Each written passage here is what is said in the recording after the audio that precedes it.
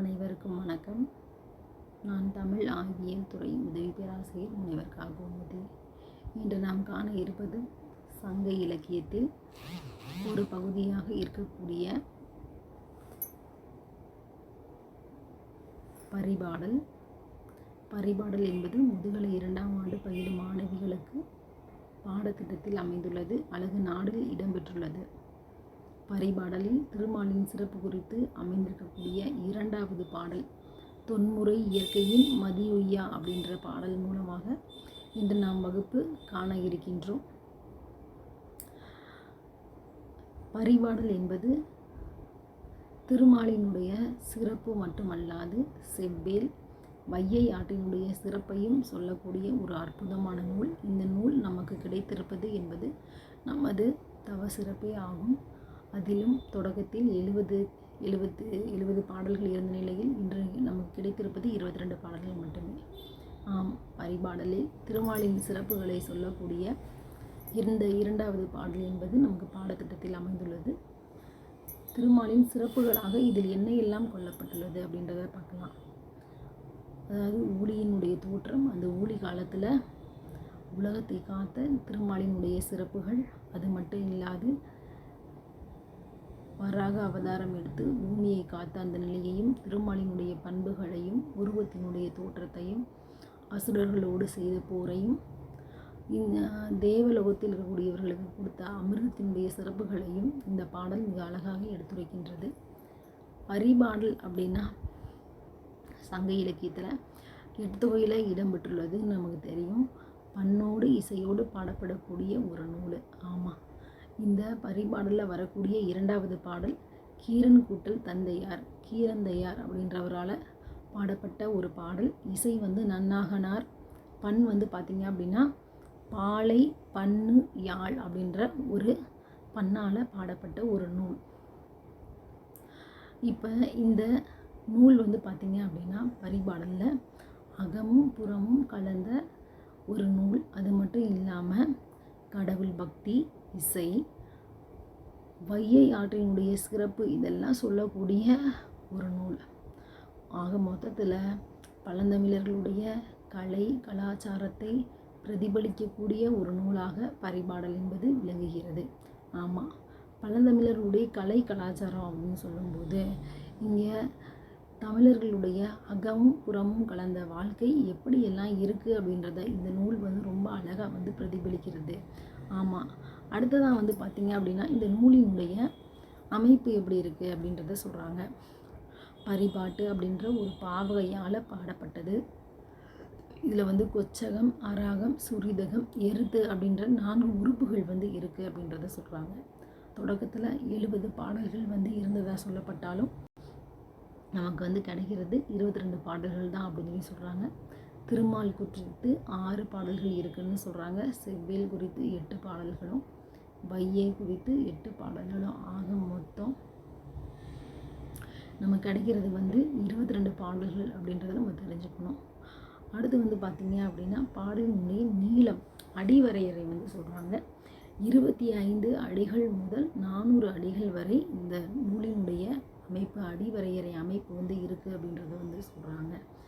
இன்னும் சொல்கிறாங்க இந்த நூல் பார்த்திங்க அப்படின்னா இந்த நூலினுடைய இறுதியில்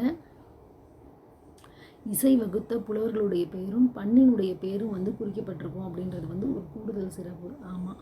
இப்போ அதே போல் தான் இந்த 2வது பாடலில் இசை வகுத்தவங்களுடைய பேர் நான் ஏற்கனவே சொல்லிட்டேன். நன்னாகனார். பண்ணு பாலை பண்ணியாள் அப்படின்றதையும் சொல்லிட்டேன். கீரந்தையாரால் பாடப்பட்ட ஒரு நூல் அப்படின்றதையும் நம்ம பார்த்தாச்சு.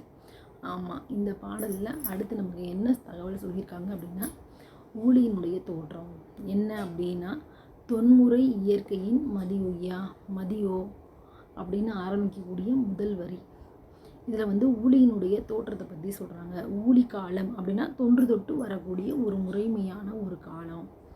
அந்த காலத்தில் தொடக்க காலத்தில் எப்படி இருந்துச்சு அப்படின்னா மண் உலகமும் விண்ணுலகமும் பால்பட்டு இருந்துச்சு. சூரியனும் சந்திரனும் அதனுடைய பழமையான அந்த இதில் பல கெட்டு போயிருந்துச்சு. அப்போ பார்த்திங்க அப்படின்னா முதல்ல வானம் தான் தோன்றுன்னு சொல்கிறாங்க. வானத்திலிருந்து அடுத்து காற்று தோன்றுனதா சொல்கிறாங்க. அடுத்து வந்து தீ தோன்றுனதா சொல்கிறாங்க. அடுத்து வந்து நீர் தோன்றுனதா சொல்கிறாங்க.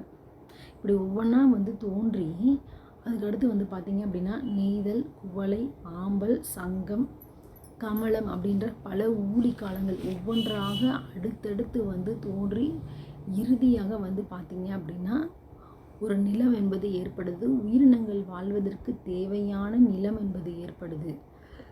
அந்த நிலம் ஏற்பட்டதுக்கு அப்புறம் அந்த நிலத்தில் வந்து பார்த்திங்க அப்படின்னா தண்ணி வந்து சூழ்ந்திருக்கு. உயிரினங்கள் வந்து வாழ முடியலை. அப்போ அந்த உயிரினங்கள் வாழ முடியாத அந்த நிலையில் வராக அவதாரம் எடுக்கிறாரு திருமால். வராக அவதாரம் எடுத்து திருமால் வந்து என்ன பண்ணுறாரு அப்படின்னா இந்த பூமியை வந்து காவல் செய்கிறாரு. காவல் காத்து பூமியை வந்து என்ன செய்கிறாரு, உயிரினங்கள் வாழ்வதற்கு தகுதியான ஒரு நிலை உள்ள ஒரு இதாக வந்து மாற்றுறாரு. அடுத்து வந்து என்ன சொல்கிறாங்க அப்படின்னா திருமாலினுடைய சிறப்புகளை வந்து சொல்கிறாங்க. திருமாலினுடைய சிறப்பு அப்படின்னு சொல்லும்போது அவருடைய அண்ணன் பலராமன். இந்த நூலில் வந்து இந்த பாடலில் வந்து சொல்கிறாங்க முதியவர் அப்படின்னா பலராமன் தான். சில இடையங்களில் இளையவர்னு சொல்கிறாங்க. அதாவது பலராமனுக்கு ஒரு இளையவர்னு சொல்கிறாங்க, பலராமனுக்கு மூத்தவர்னு சொல்கிறாங்க. ஏன் அப்படின்றதையும் இந்த பாடலில் பதிவு பண்ணுறாங்க.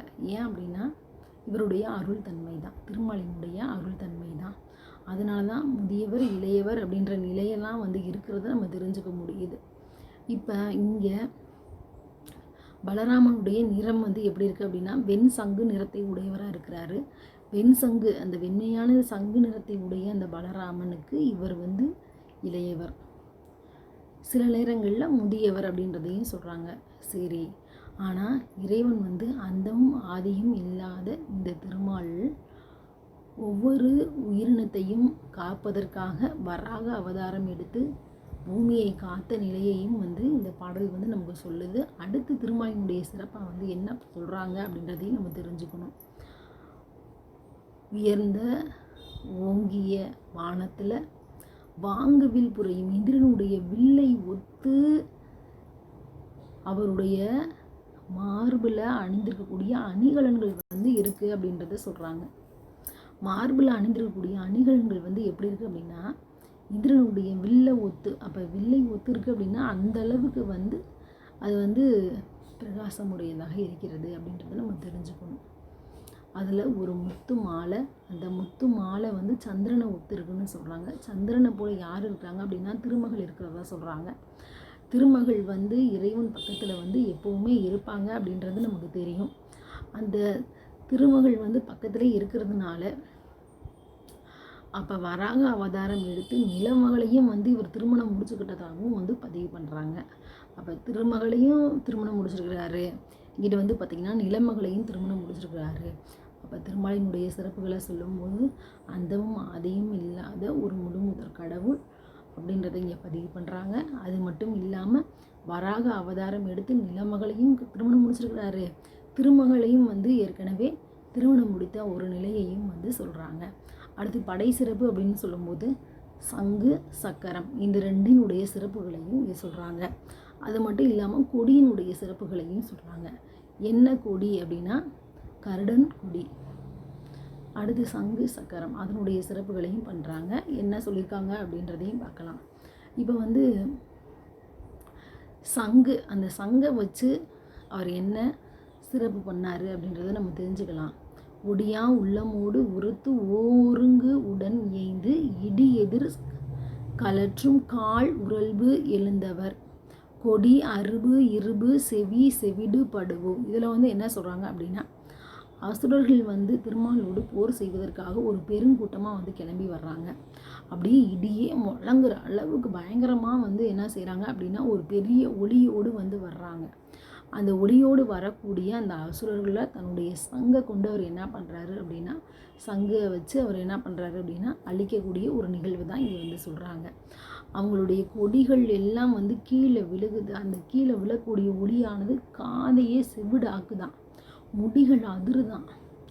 அப்படி வந்து அந்த சங்கினுடைய அந்த சங்கு அப்படின்ற அந்த படையினுடைய சிறப்பை வந்து இங்கே வந்து அழகாக சொல்லியிருக்காங்க. அது மட்டும் இல்லாமல் கழுத்தில் அணிந்திருக்கக்கூடிய அந்த மாலைகள் எல்லாம் அப்படியே வந்து தரையில் வந்து விழுந்து பொருள் தான். அந்த அளவுக்கு வந்து அந்த சங்கு வந்து சிறப்பாக செயல்படுது அப்படின்றத நம்ம தெரிஞ்சுக்கணும். அது மட்டும் இல்லாமல் சக்கரத்தினுடைய சிறப்புகளையும் சொல்கிறாங்க. என்ன அப்படின்னா, தன்னை எதிர்த்து வந்த அசுரர்களை அழிப்பதற்காக இவர் வந்து என்ன பண்ணுறாரு அப்படின்னா, சக்கரத்தை வந்து செலுத்துகிறாரு. அந்த சக்கரம் வந்து அந்த அசுரர்களுடைய தலையை போய் அப்படியே சீவுது. அப்படி சீவி விழுகும்போது தலைகள் ஏராளமாக வந்து நிலத்தில் வந்து விழுகுது. இது பார்ப்பதற்கு எப்படி இருந்துச்சு அப்படின்னா, பனை மரத்தில் காய்கள் வந்து நிறையா இருக்குது. அந்த காய்கள் வந்து ஒவ்வொன்றா காற்றடிச்சு கீழே விழுந்துச்சுன்னா, ஒட்டு மொத்தமாக கீழே விழுந்துச்சுன்னா எப்படி, அதுவும் கருப்பாக தான் இருக்கும். அப்படியே மேலேருந்து கீழே விழுந்துச்சுன்னா அது எப்படி இருக்கும், அதுபோல் இந்த உடலில் உள்ள தலைகள் வந்து சரிந்து விழுகுது அப்படின்றத வந்து ஒப்பிட்டு சொல்கிறாங்க. அடுத்து போர் அடு குரிசில். குரிசில்னா உங்களுக்கு தெரியும், தலைவன். அப்போ போரில் சிறந்து விளங்கக்கூடிய தலைவன் யார் அப்படின்னா இங்கே திருமால் தான். நீ ஏந்திய படையே ஒன்னார் உடங்கு உண்ணும் கூற்றம் உடலே. யமனுக்கு பரிசிலாக வழங்கக்கூடியவர் தான் இந்த திருமாலின், அதாவது இப்போ யமனுக்கு வந்து பரிசிலாக உடல்களை வழங்கக்கூடிய நிலையில தான் திருமால் இருக்காரு அப்படின்றத நம்ம தெரிஞ்சுக்க முடியுது இங்கே கூடுதலாக. அடுத்தது வந்து பார்த்திங்க அப்படின்னா இன்னும் வந்து சொல்கிறாங்க என்ன அப்படின்னா, திருமாலினுடைய பண்புகளை சொல்கிறாங்க. என்ன பண்புகள் இருக்குது அப்படின்றத நம்ம தெரிஞ்சுக்கணும். அதாவது உருவம் மற்றும் பண்புகள், உருவத்தினுடைய சிறப்புகள், அடுத்து பண்பு பற்றி பேசுகிறாங்க. என்ன உருவத்தினுடைய சிறப்பு? உருவனாலே முதல்ல என்ன சொல்லுவோம், நிறம் சொல்லுவோம், தோற்றத்தை பற்றி பேசுவோம், கண்கள் எப்படி இருந்துச்சுன்னு பேசுவோம். அதே போல் தான் இங்கே திருமாலுக்கும் வந்து சொல்கிறாங்க. என்ன சொல்கிறாங்க அப்படின்னா, நின்னது திகழ் ஒளி சிறப்பு இருள் திருமணி, கண்ணே புகழ்சால் தாமரை அலர் இணை பிணையல், வாய்மை வயங்கிய வைகள், சிறந்த நோய்மை நாடின் இருநிலம் யாவருக்கும். அவருடைய நிறம் வந்து எப்படி இருக்குது அப்படின்னா இருள் திருமணி ஒத்து வந்து இருக்குது அப்படின்றத சொல்கிறாங்க. அடுத்து கண்கள் வந்து மலர்ந்த தாமரை மலர் போல பிணையல் போல இருக்குது அப்படின்றத சொல்கிறாங்க. அடுத்து வந்து சொல்கிறாங்க வாய்மை வயங்கிய வைகள். நாள்தோறும் வந்து பார்த்திங்கன்னா உண்மையை மட்டும்தான் பேசுவார். ஆமாம், உண்மையை மட்டும் சொல்லக்கூடியவர் அப்படின்றத சொல்கிறாங்க. அடுத்து வந்து சொல்கிறாங்க பொறுமை அப்படின்னா அது திருமால் தான் அப்படின்றத சொல்கிறாங்க. ஏன் அப்படின்னா அகழ்வாரை தாங்கும் நிலம் போல தம்மை இகழ்வார் பொறுத்தல் தலைன்னு சொல்லுவோம். ஆமாம், அதுபோல் இங்கே நிலத்தை வந்து நம்ம பொறுமையை சொல்லுவோம். அதுபோல் இந்த பாடலில் இங்கே திருமாலுக்கு வந்து என்ன சொல்கிறாங்க அப்படின்னா இந்த இதை வந்து சொல்கிறாங்க. அதாவது திருமாலுக்கு வந்து அந்த பொறுமையான அந்த குணத்தை வந்து ஒப்பிட்டு சொல்கிறாங்க. அது மட்டும் இல்லாமல் இந்த இரு நிலத்திலையும் திருமாலை போன்ற ஒரு சிறப்பான இதை வந்து நம்ம பார்க்க முடியாது அப்படின்றத வந்து இங்கே சொல்கிறாங்க.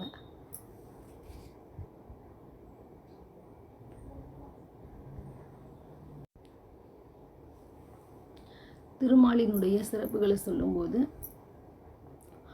அவருடைய மேனி தோற்றத்தை சொல்கிறாங்க. அடுத்து வந்து என்ன சொல்கிறாங்க அப்படின்னா, நாவல் அந்தனர் அருமறை பொருளே. அந்தணர்கள் நாவால வேதத்தை ஓடக்கூடிய அந்தணர்களுக்கு அருமறை பொருளாக விளங்கக்கூடியவர் தான் வந்து இந்த இறைவன் அப்படின்றதையும் வந்து சொல்கிறாங்க. செவ்வாய் புவனத்து உவர் கொடியோயே அப்படின்னு சொல்லி சொல்கிறாங்க. செவ்வாய் புவனத்து அப்படின்னா இங்கே கருடனுடைய கொடியை உடையவர் தான் வந்து இந்த திருமால் அப்படின்றதையும் வந்து பதிவு பண்ணுறாங்க. ஆமாம், இப்படி தான் வந்து இறைவனுடைய சிறப்புகளையும் தோற்றத்தையும் உருவத்தையும் பண்புகளையும் வந்து இந்த இரண்டாவது பாடல் வந்து நமக்கு மிக சிறப்பாக வந்து எடுத்து சொல்கிறது. அடுத்து வந்து என்ன சொல்கிறாங்க அப்படின்றதையும் நம்ம தெரிஞ்சுக்கலாம். வேள்வி செவ்வாய் புவனத்து உவர் கொடியோயே அப்படின்னு சொல்லி சொல்கிறாங்க. ஆமாம், அடுத்து கேள்வியுள் கிளந்த ஆசான் உரையும் அப்படின்னு சொல்லி சொல்கிறாங்க. கேள்வியுள் கிளந்த ஆசான் உரை அப்படின்னு சொல்லும்போது கேள்வி, இந்த வேள்வியெலாம் செய்கிறாங்கல்ல, அந்த வேள்வி முதல்வனாக இருக்கக்கூடியவன் வந்து யார் அப்படின்னா இந்த இறைவன் தான் அப்படின்றத சொல்கிறாங்க. அடுத்து முறைப்படி யாகம் செய்யும்போது என்ன செய்வாங்க அப்படின்னா ஒரு தூணில் வந்து பசுவை வந்து கட்டி வச்சுருப்பாங்க. அந்த பசுவை வந்து இறைவனுக்கு வந்து உணவாக வந்து படைப்பாங்க. அந்த உணவும் வந்து இவருக்கு தான் போய் சேருதுன்னு சொல்கிறாங்க.